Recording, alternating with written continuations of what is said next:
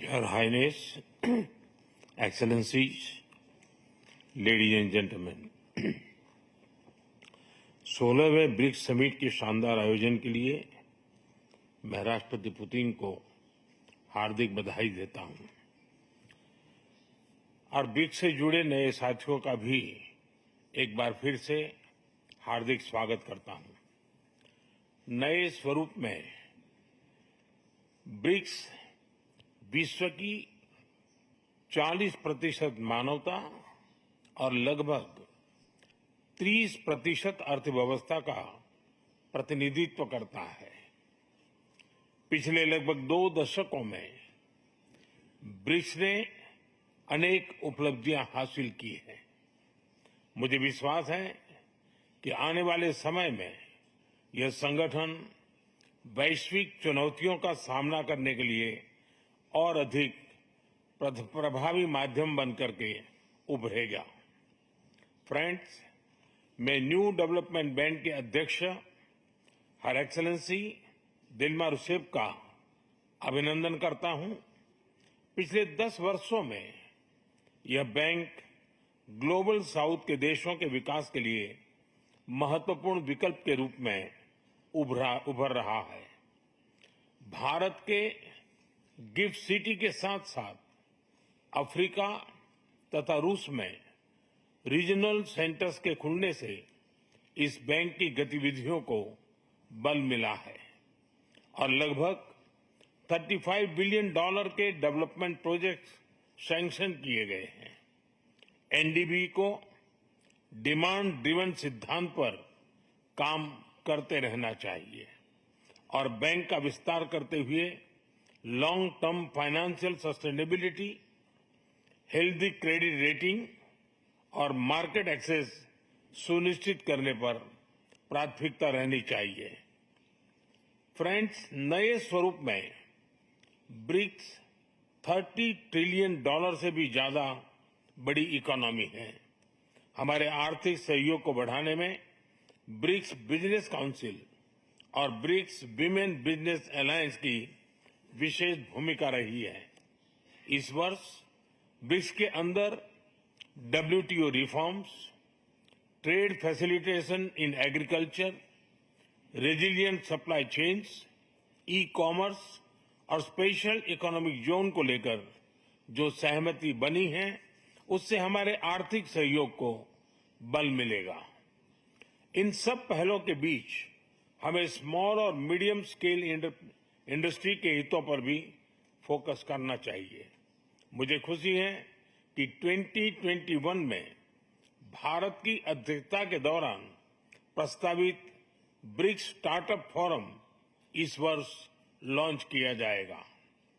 भारत द्वारा दिया गया रेलवे रिसर्च नेटवर्क का इनिशिएटिव भी ब्रिक्स देशों के बीच लॉजिस्टिक्स और सप्लाई चेन कनेक्टिविटी बढ़ाने में अहम भूमिका निभा रहा है।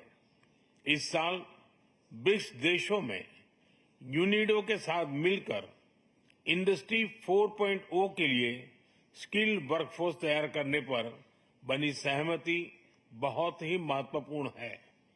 2022 में लॉन्च किया गया ब्रिक्स वैक्सीन R&D सेंटर सभी देशों की स्वास्थ्य सुरक्षा बढ़ाने में मदद कर रहा है। हमें डिजिटल हेल्थ में भारत का सफल अनुभव ब्रिक्स पार्टनर्स के साथ साझा करने में खुशी होगी।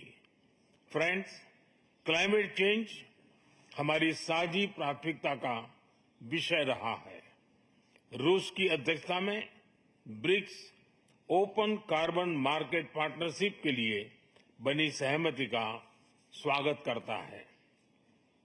भारत में भी green growth, climate resilient infrastructure और ग्रीन ट्रांजिशन पर विशेष रूप से बल दिया जा रहा है।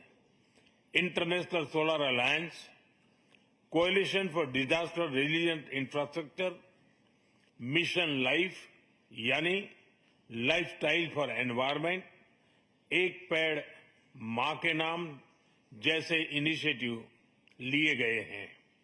पिछले वर्ष COP28 के दौरान हमने ग्रीन क्रेडिट जैसे महत्वपूर्ण पहल की शुरुआत की। मैं ब्रिक्स पार्टनर्स को इन इनिशिएटिव से जुड़ने के लिए आमंत्रित करता हूं। ब्रिक्स के सभी देशों में इंफ्रास्ट्रक्चर के निर्माण पर विशेष रूप से बल दिया जा रहा है। भारत में मल्टी मॉडल कनेक्टिविटी को तेजी से बढ़ाने के लिए हमने गति शक्ति पोर्टल बनाया है। इससे इंफ्रास्ट्रक्चर विकास के लिए इंटीग्रेटेड प्लानिंग और इम्प्लीमेंटेशन में मदद मिली है और लॉजिस्टिक कॉस्ट कम हुई है। हमारे अनुभव आप सभी के साथ साझा करने में हमें खुशी होगी। फ्रेंड्स, ब्रिक्स देशों के बीच फाइनेंशियल इंटीग्रेशन बढ़ाने के लिए प्रयासों का हम स्वागत करते हैं। लोकल करेंसीज में व्यापार और सुगम रूप से क्रॉस बॉर्डर पेमेंट से हमारा आर्थिक सहयोग सुदृढ़ होगा। भारत द्वारा बनाया गया यूनिफाइड पेमेंट्स इंटरफेस यानी यूपीआई भारत की एक बहुत बड़ी सक्सेस स्टोरी है। इसे कई देशों में अपनाया गया है।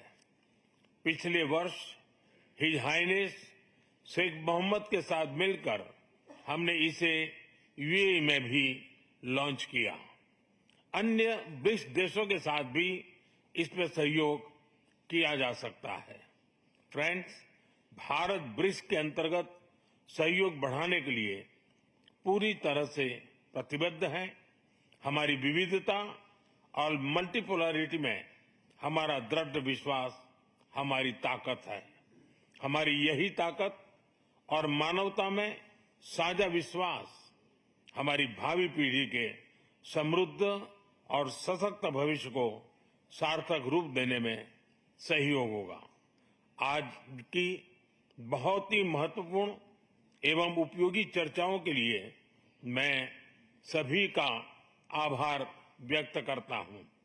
ब्रिक्स के अगले अध्यक्ष के रूप में मैं राष्ट्रपति लूला को हार्दिक शुभकामनाएं देता हूं। भारत आपकी ब्रिक्स अध्यक्षता की सफलता के लिए अपना पूरा सहयोग देगा। एक बार फिर राष्ट्रपति पुतिन और सभी लीडर्स का बहुत बहुत धन्यवाद।